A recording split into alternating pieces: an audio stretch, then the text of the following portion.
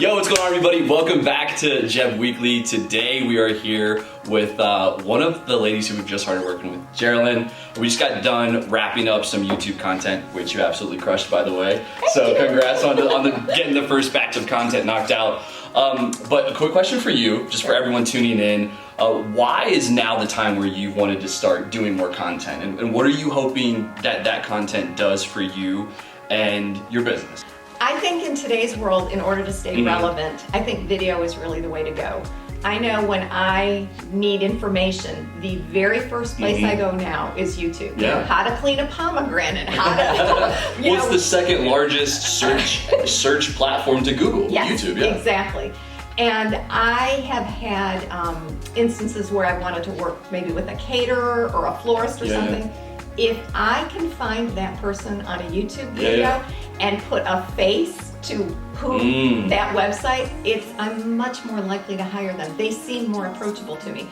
I hate to say it, but that's what drew me into you. Oh, yeah, okay. I spent way too much time creeping all over your YouTube videos. Get lost in the rabbit hole. I went down the rabbit hole. Well, let's face it, a pandemic is the perfect time to do that, right? Grab a cup of coffee and I'm jacked up and I'm gonna look at his videos for hours. So I saw the people that you were working with, and I definitely identified myself with your clients, and your work looks amazing, and I just thought, I'm gonna give this a try. I've got nothing to lose at this point, right? I've tried. Facebook is great. I have people that come to me on Facebook, but they're not the people who buy from me. It's nice conversation and all that. Instagram, I hate having to play around with the algorithms and figure out what strings they're wanting me to pull. Right, it's become a beast. TikTok, I'm too old. LinkedIn, I like. It's a good professional platform. Twitter, I absolutely adore. It's fast. It's catching up. You're at the water cooler with people. Yeah. But to me, YouTube, I can't say enough good things. I love it. There's so much opportunity on the platform. Right, right. That's exactly right. Can you tell everyone a little bit more about your business and what you do? Because I think it's so fascinating. Like when we first talked on the phone, I was like, this is such a unique just industry to work in, and with your experience in it, like TV and everything, it's just been a very interesting learning process for us to be like, this is a whole new avenue of and especially that not only are you doing it for people, but you're helping other people do it. Yeah. Wow, thank you. That's nice of you. And I'm glad you spent time poking around my website and social media platforms. When I started my business, professional organizing really wasn't out there so much. People were kind of like, what? You get paid to do that? Or it was, I didn't even know. A lot of folks have shame. They feel like, oh, I should be able to organize my own pantry or a filing system or digital photos or whatever their pain point is. Yeah. But the truth of the matter is, we all have things that we're good at and not so good at, right? And we hire people to do all kinds of things, right? Yeah. So there's no shame in that. But I started off organizing people's homes, and I initially was a generalist and said, I'll do almost anything once or twice to figure out if I like it. After doing some jobs, I just realized that's not for me. So I would either find subcontractors to do those jobs, or I would just stop taking them, refer them to colleagues. Then I started to develop a little more interest in some psychological aspects of this job.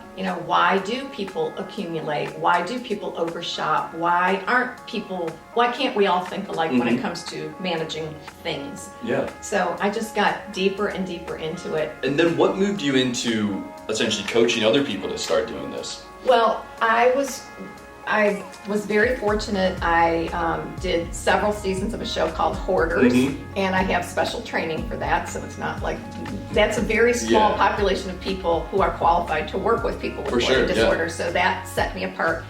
And once that happened, I noticed that nobody was searching for Metropolitan Organizing anymore.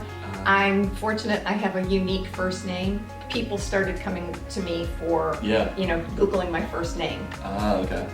From there, I think, if I went back through my old phone journals, which I kept back then in paper, I think I had like 1,400 calls come in from organizers, not just in the United States, but all over the world. People were like, no way. How did you start doing this? How did you get on TV?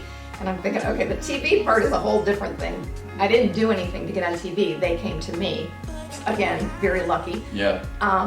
but people wanted to know, how do you do this for other people? And I would have like admin assistants call me. I'm really good at organizing. Can you help me do this? Can you help me? That's so awesome. that's how I started coaching, career coaching other people. That's super cool. Well, hopefully the content that we create today will have a little bit of impact on the brand. We'll see how we still have to edit it. We'll see how it turns out, but we're pretty pumped on it. And it is really cool to see how you've been able to kind of turn some interesting activities earlier on with TV and everything into, use it to help build your business further. So it's to me, it's exactly what happened years ago is happening now. You have to be able to kind of be nimble and pivot in your business, right? As things change, we can't just get stuck in our ways and we're all, you're not, but us dinosaurs, it's kind of, we're a little resistant to change, but you have to be able to, and hats off to you. You are like the guiding light to get me through this process because it's really intimidating. I love what you're saying about being nimble and adapting because there's so many opportunities today with digital and it can be, you got to be willing to test and put yourself out there. And, doing some initial content, seeing if you can be consistent on a platform is so important to us, definitely. So, well, you guys, you heard it here first from the woman herself, Geralin. More coming. MetropolitanOrganizing.com. Correct. Is where she's at. That's right. And we'll see you guys in the next one. Peace.